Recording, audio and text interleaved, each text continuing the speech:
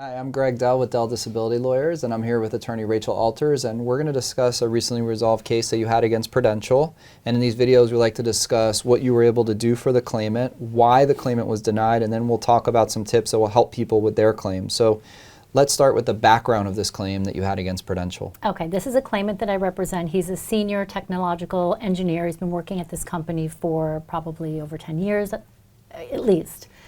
He started suffering from mental nervous issues. He was having severe anxiety, severe depression. He was diagnosed with PTSD. He also had some back issues that were giving him a lot of trouble, so he wasn't able to perform the function of his job, even though his job was sedentary. So he applied for benefits, and Prudential reviewed the records, and they approved him. They started paying his benefits. They paid him for around 5 months, and then out of nowhere, they cut him off. And he contacted us saying, I don't understand, I'm not any better.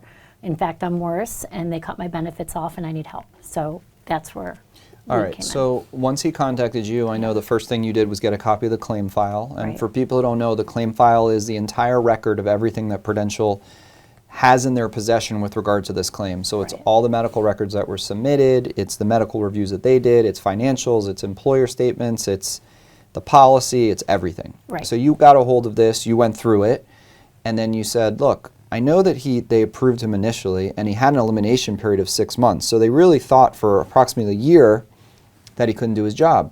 But what happened from when they first approved him to when they denied him? What changed with the client, and what did you determine was the basis that they denied him? Right, and actually nothing had changed with the client, which makes it even worse because Prudential did a paper review. They had their doctors look at the medical records, and they cherry-picked a few sentences out of a couple records, which they typically do, and they just assumed that he was okay to go back to work. But when you read the records as a whole, he actually was worse. They had already increased his medications twice because the medications weren't working for him. His anxiety and depression had gotten more severe. So instead of cutting him off, they should have continued his benefits. But what Prudential decided was, hey, we're going to hire our peer review doctors. They're going to look at the records. We're going to rely on their opinion. And in their opinion, they disagreed with his doctors. So we had to do a very thorough record review and work, side by side with his treating doctors to get this appeal overturned. From the first doctor or nurse who approved the claim when he initially submitted, did they go back to that person, or did they go to someone else in order to deny the claim? They went to somebody else, and they had a peer review physician that works for the company, or that they contract out to review the records. They never had him examined. They just reviewed records and said, well, we see in this record it looks like he's had a good day. So he has one good day, and they say, well, okay, he's able to go to work now. Yeah. So, and unfortunately we see that all the time, Right. and the fact that they just went to someone else, or like, we don't like the opinion from the first person, why would we go back to that person? Let's go to someone new and see what they say. So you knew what you had ahead of you, and you had good medical support because, like you said, his medical condition was getting worse. Yeah. So what did you do in order to win this appeal? Right, so we worked with his doctors. So we are in communication with his doctors, and we put together a specific attending physician statement, which is a multiple page form that is, tailored for the specific client, and asked the doctor all the questions that we needed to ask to show that he wasn't capable of working. What are his restrictions and limitations? All the things that were in the denial letter that they allege, we include them in this form, and we say, do you agree or disagree, and why? And then the doctors will work with us, and we speak with them on the phone, and if we don't like how they fill something out, we will work with them and say, hey, this could be done better, because the doctors really appreciate our opinions and our input, because it's not their business to fill these things out. They're treating patients. So, and this was a custom creation that you did. This isn't something Absolutely. that the company sent you, or you just pulled off the internet. No, those forms are terrible because they're usually 1 or 2 pages. They give literally, this much space to fill out, details, and their questions are leading. So it doesn't give the doctors much leeway to put, down what's going on with their patients. So it's much better when we prepare the forms ourselves. So I'm glad you brought up those forms, and we've spoken about those forms. But I'd like people to understand the advantage of having you get those forms, and how it's a very crucial part of what we do in these appeals. Because a claimant, first of all, doesn't even know where to begin to get this kind of form other than they call the doctor and go, doctor, I got denied, I need support. And the doctor Right. tries to do something, but the doctors don't know either. So these forms that we do, first of all, I know when you create the forms, you're asking every question that you know not only does the claim rep at Prudential need to see in order to approve this claim, but from you doing thousands of these claims, you know what the other doctor is going to say Right. in response already to these questions. So you are drafting your questions to the doctor, anticipating what the reviewing doctor they're going to hire is going to say. Right. A claimant can't do that on their own. No. So the claimants who try to do these things on their own are basically, is it possible? Certainly. But is it an uphill battle? It's tremendous. So Right. I like people to understand that there's a lot of work that goes on. It's not just call the doctor, get an opinion. The other thing is with psychologists, psychiatrists, social workers, their records are usually terrible in the sense that they're minimal because the doctors, you know, they treat the patient, they don't treat the chart. They put little scribble notes in their files. Usually it's cash pay from these clients because psychologists and psychiatric type doctors don't get much insurance reimbursement. Right. So they do little notes, but they have personal relationships with their clients. And the notes are just to remind them, how's my client doing today? Because I want to get my client functioning in society, forget about trying to go back to work, and living a somewhat as happy a life as possible. So they just have little trigger notes back and forth. Mm-hmm. So then you come along and go, hey doc, here's my 6 to 8 page Right. custom statement. I need you to answer these questions. And the doctors are responsive to that, but they're responsive for two reasons. One, they want to help their client. They don't really know without your guidance. Number two, they're getting paid to do that. Right. Because we say to them, which is totally legitimate, hey, you're setting aside your time from seeing a patient.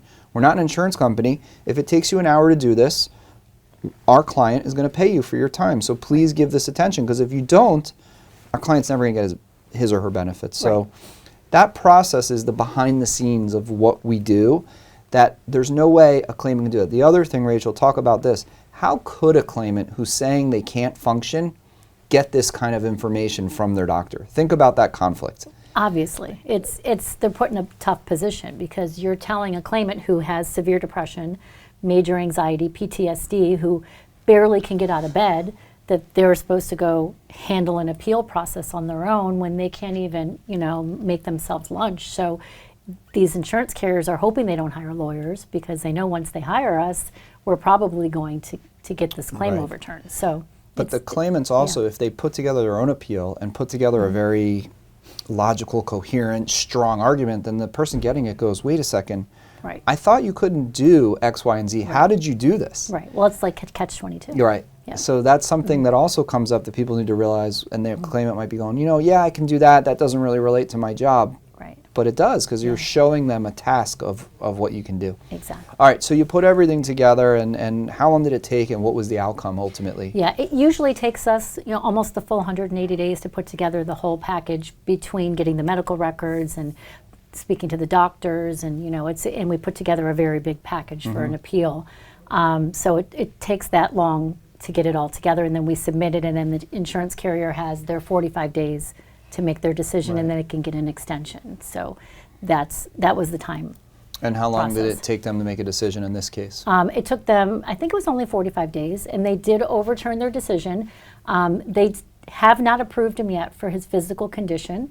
They said that they didn't see enough support for that, but they did see enough support for the mental nervous. So we'll continue to fight them and add more support for his physical back condition that's also preventing him And from why working. why is that important for you to go after the physical disability as well? It's really important because the mental nervous conditions, as in most group policies, are limited to 24 months.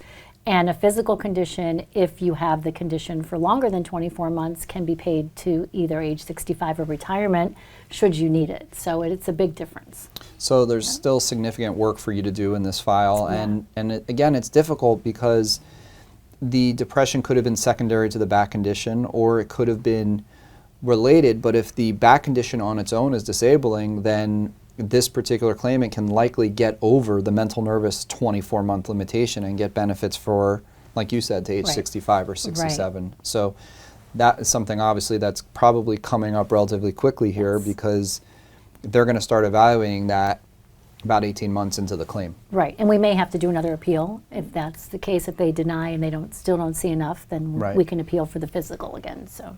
Well, congratulations on this victory. The mental nervous claims can be very challenging because they're subjective, and you really have to know what you're doing in presenting these. And most importantly, the claimants need to keep treating with their doctors. They need to go back. And unfortunately, if they go in and they say they're having a good day, it needs to be relative to what's going on. Right. And these patients who have mental nervous should probably maybe consider keeping daily journals or some kind of diary of what's going on, what's a trigger, what's going on in their world that's making them feel the way they feel and preventing them from working. Because sometimes people, and hopefully when they go to the doctor, they're feeling a sense of improvement, optimism, or something that's going to make them feel better, because that's what the doctor should hopefully do for them. But the doctor needs to know as well, this is a disability claim. Any records you're writing are going to be seen by my company. Right. So please keep that in mind to tell the doctor, to document that, yeah, if I'm saying, okay, today's a better day for me, but it doesn't mean I can go function reliably as an employee for 40 hours a week. Right, it's relative. I mean, it's all relative. So thank you. Congratulations on this victory. If you're someone out there with a Prudential long-term disability claim, feel free to reach out to Rachel or myself. No matter where you live in the country, we're available to assist you, and we look forward to the opportunity to discuss your claim with you.